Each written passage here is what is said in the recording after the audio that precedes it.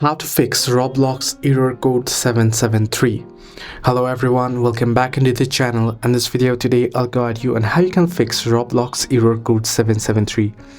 Now first, in order to solve the problem, we'll have to know what is the reason for it. Well, Roblox error code 773 typically indicates a problem with your network connection, often signifying an unstable or unreliable internet connection, which prevents you from properly joining or playing games on Roblox. One of the most common solutions is to check your internet connection. You can try restarting your router or switching to a wired connection if possible.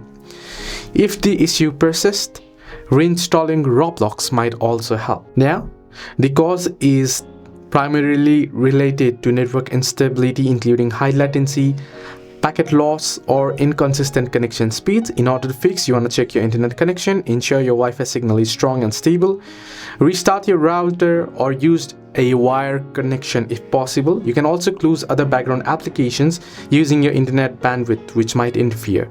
So hope this video helped you. Do like and subscribe, and also do not forget to leave a comment down below if you have any further issues.